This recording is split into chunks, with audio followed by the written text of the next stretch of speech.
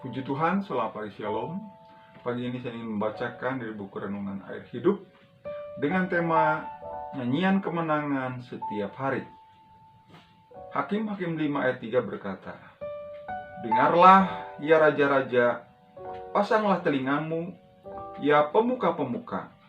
Kalau aku mau bernyanyi bagi Tuhan, bermazmur bagi Tuhan."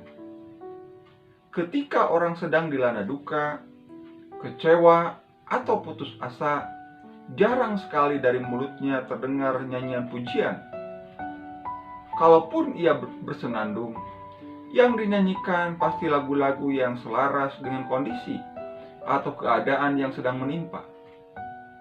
Ketika sedang ditinggalkan oleh seorang yang dikasihi, lagu yang dinyanyikan pastilah bertemakan rasa kehilangan dan mengasihani diri sendiri, disertai uraian air mata karena hati meratap.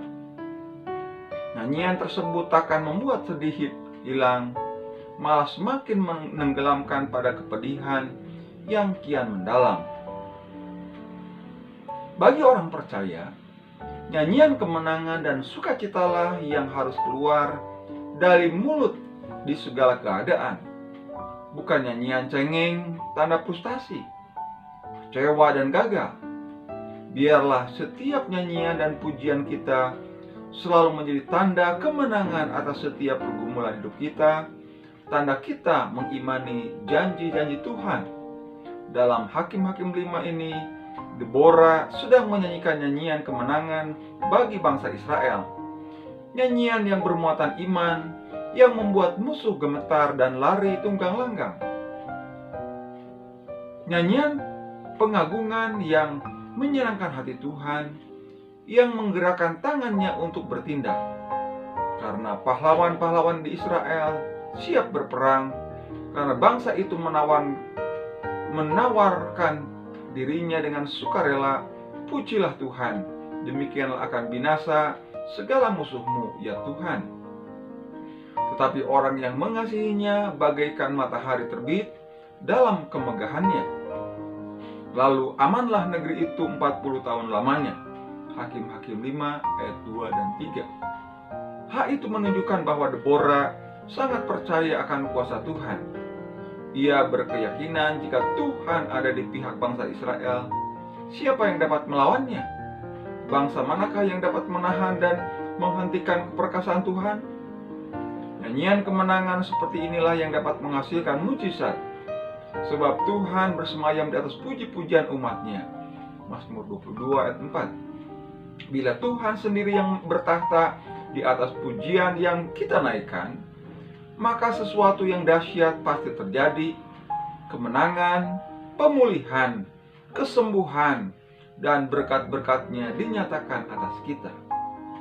Engkaulah yang memberi kami kemenangan terhadap para lawan kami, dan orang-orang yang memuji kami Kau beri malu. Engkaulah yang memberi kami kemenangan terhadap para lawan kami, dan orang-orang yang membenci kami Kau beri malu. Mazmur 44 ayat 8. Puji Tuhan. Biarlah penegasan renungan pada pagi ini, biarlah mari keluarkan nyanyian puji-pujian setiap hari, pujian kemenangan. Artinya kita percaya Tuhan akan membela kita. Tuhan pasti menolong kita. Tuhan pasti pulihkan kita. Tuhan tidak pernah membiarkan kita. Itulah nyanyian kemenangan, nyanyian iman yang harus keluar dari hati dan mulut kita. Apa yang sedang terjadi dalam kehidupan kita?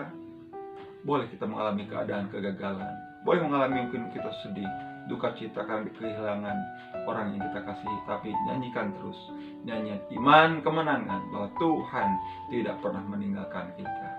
Tuhan berkati. Mari kita bersyukur dalam doa. Terima kasih Tuhan buat renungan pagi ini. Kami bersyukur bila teguhkan firman-Mu dalam hati kami, supaya nyanyian pujian kemenangan selalu keluar dari mulut kami, yang keluar dari hati kami juga Tuhan. Terima kasih Tuhan. Apapun yang sedang terjadi dalam kehidupan kami masing-masing, ajar kami punya iman, sehingga mulut kami, hati kami penuh pujian kemenangan. Terpujilah nama-Mu. Kami bersyukur dan berdoa dalam nama Yesus.